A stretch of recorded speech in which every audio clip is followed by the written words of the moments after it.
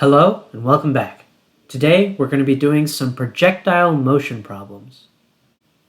Let's say that I'm throwing a trash bag into a trash can that's 10 meters away.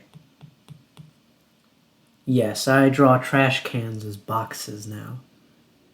I throw this trash bag upwards and to the right. Because I'm an athletic superstar, I make it perfectly into the can. The upward initial velocity is going to be 5 meters per second, and the horizontal initial velocity is going to be 10 meters per second. And the question is, what will the horizontal acceleration be the moment before it lands in the trash can? So basically, right at the end here, what is the horizontal acceleration? Now, I'll admit, this problem is the teensiest bit deceiving. Let's start by listing what we know in the x and y directions. Delta x, which is change in x, is going to be 10 meters.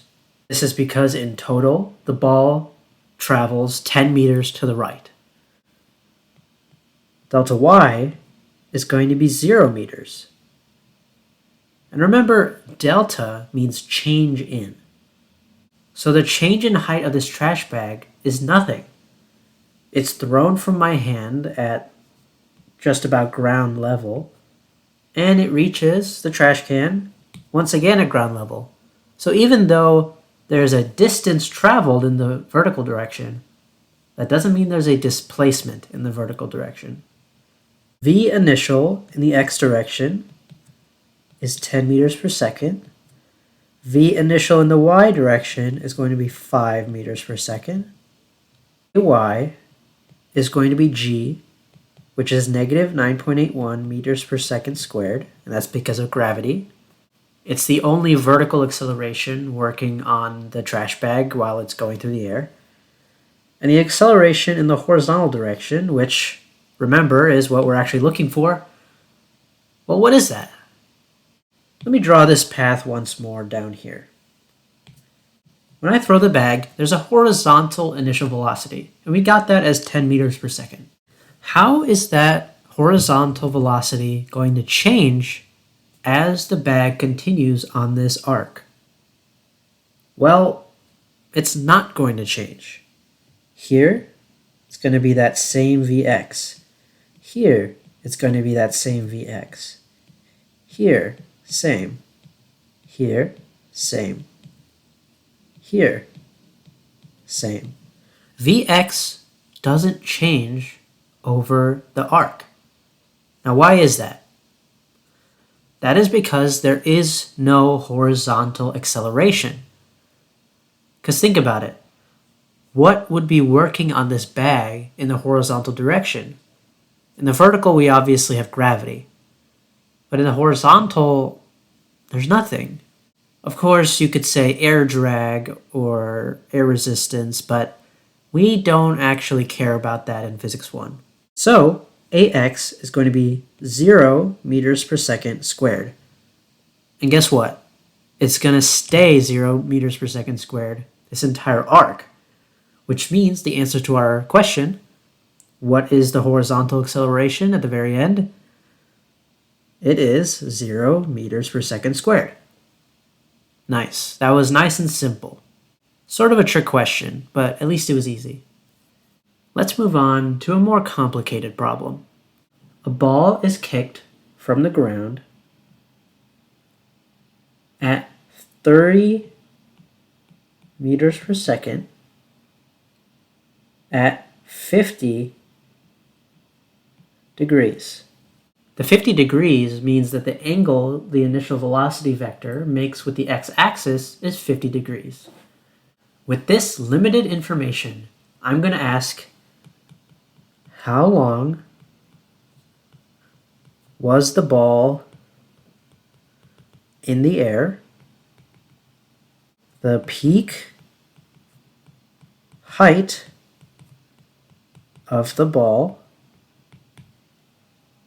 and how far it goes horizontally till it reaches the ground. We'll call that part A, part B, and part C. That is a lot of stuff to figure out. First things first though, let's get our big three kinematics equations. Alright, now we can separate what we know into x and y. We know ax is going to be 0 meters per second squared, and ay is going to be g, which is negative 9.81 meters per second squared. We don't know the x and y initial velocities. All we know is the total magnitude of the velocity. So how do we get v naught x and v naught y? To do that, we need to do trigonometry. Let's redraw our initial diagram. We have a triangle here with the magnitude of the hypotenuse being 30 meters per second, an unknown vx vector, an unknown vy vector, and an angle between the initial velocity vector and the x-axis of 50 degrees. Notice that all this creates a right triangle. This means we can employ the Pythagorean theorem. In this case, a squared plus b squared equals c squared will turn into vx squared plus vy squared equals v magnitude squared. Pretty cool, but that actually doesn't help us yet. We have two unknowns, vx and vy, and only one equation. But we have one more useful piece of information, the angle 50 degrees. We can use the fundamentals of trigonometry to help us here, and that includes SOHCAHTOA. If you haven't heard of SOHCAHTOA before, it's a really groovy way of remembering the relationships between angles and the sides of a triangle. It stands for sine equals opposite over hypotenuse, SOH, so cosine equals adjacent over hypotenuse, and tangent equals opposite over adjacent. Cool. Let's use the cosine value first. Cosine is equal to adjacent over hypotenuse. So let's say cosine of 50 degrees equals adjacent. And what side is adjacent to the angle? It's Vx. So Vx over hypotenuse, and the hypotenuse is given as 30. We can now solve for Vx, which is going to be 30 cosine 50, which you can use your handy-dandy calculator for and find that that equals 19.284 meters per second. That's your Vx value. Now we can go back to the Pythagorean theorem, input our Vx, so 19.284 squared plus Vy squared equals 30 squared, and you can take out your handy-dandy calculator to find that this is 22.981 meters per second. Cool, now we have Vx and Vy. But before we move on, I'd like to point out that you could have gotten Vy using trigonometry as well. We could have done sine 50 equals opposite over hypotenuse. And so what is the opposite side from the angle? It's Vy over hypotenuse, which is 30. And solving that through your calculator, you'll find that you get the same answer, 22.981 meters per second. Cool. Now we can put Vx and Vy into our knowns. Vx, 19.284 meters per second, and Vy, 22.981 meters per second.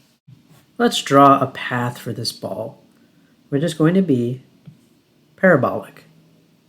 One of our questions asks, how high does the ball go? Well, here's the top point right here. And I'd like to remind you all that at the top peak of an object's path, there is no vertical velocity component for the briefest of moments. That means Vy at the top is 0. Now that seems like something we can use. We have a lack of time in our knowns right now, and the only equation with no time is equation 3.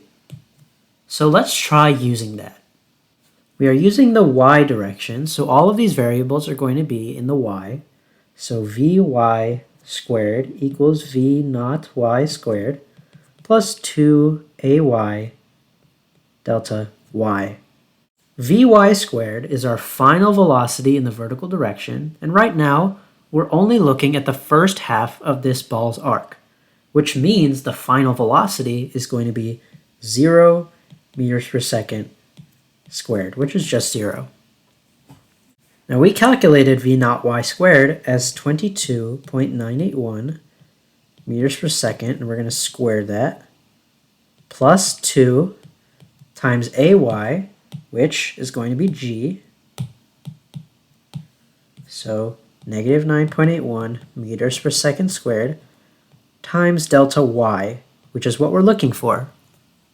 Delta y is going to be our highest point because we're only looking at the first half of this path.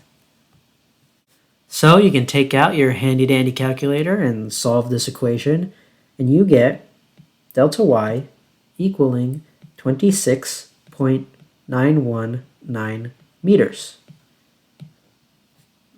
That means the peak height of our ball is 26.9 meters high. And that is our answer for letter B. So we're going a little out of order, but it's okay. Now let's try and find the total time the ball was in the air. For that, we're going to use the fact that vertical velocity is 0 at the top again. Let's use equation 1 this time, since we have everything we need in the y direction, and so we can calculate time. Vy equals V naught y plus ay t. Now V naught y, again, as we're looking at the first half of the path, is going to be 0 meters per second. V naught y is going to be 22.981 meters per second, which we calculated earlier. Ay is going to be 9.81 meters per second squared times t. All right, you can take out your calculator to do some division and find out that t equals 2.34 seconds. Cool. So now we know that the time in the air for the ball is 2.34 seconds. Aha, gotcha. That's actually not the right answer. That is just the time for the first half of the parabola, which means it's the time up till the peak of the path. What you need to do now is multiply this number by 2, since you only calculated the time for the first half of the path, and that is your real answer. So t equals 4.685 seconds. And that is how long the ball was in the air, total.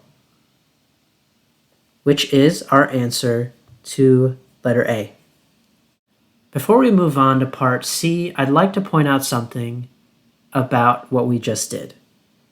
The reason we can multiply by 2 and get the total time is because this path is identical to this path, and we only found half of it.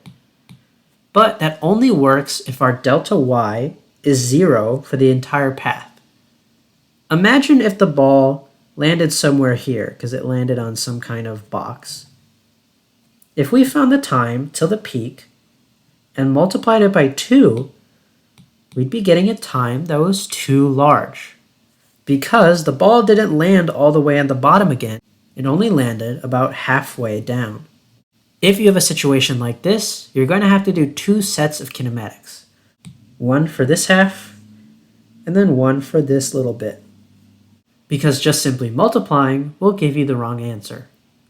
Now we need to find the total horizontal displacement.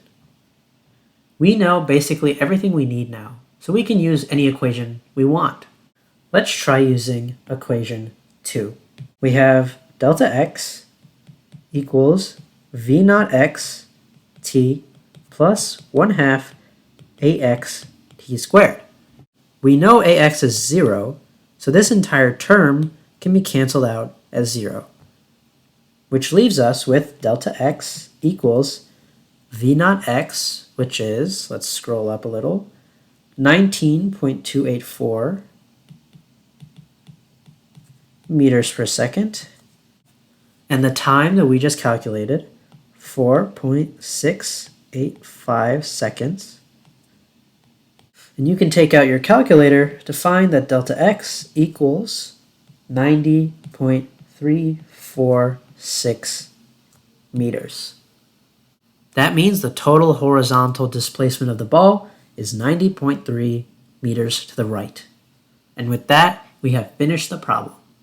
Good job, and we'll be moving on to Newton's laws after this, so stay tuned and happy learning.